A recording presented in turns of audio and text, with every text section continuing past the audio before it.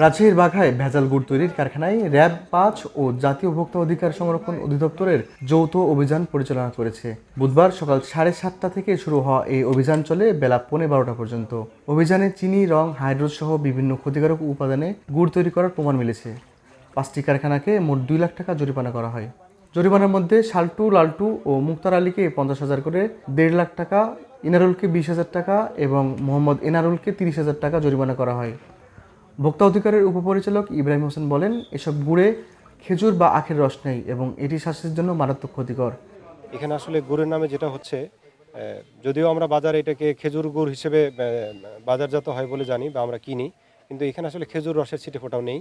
এখানে যেটা হচ্ছে, বাজার থেকে চিনি কিনে আনে, চিনির সাথে এখানে হলো রং, ফ্লেভার, হাইড্রোস এইসব মিশিয়ে, পানির সাথে মিশিয়ে এটাকে নতুন একটা ফরম্যাট দেওয়া, অর্থাৎ চিনির একটা রূপান্তরিত রূপ হলো গুড়।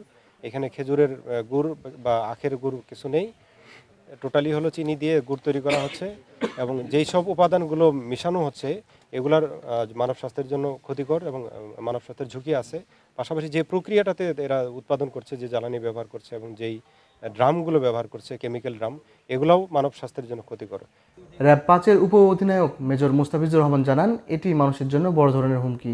আলামত জব্দ ও ধ্বংস করা হয়েছে, অভিযান চলমান থাকবে।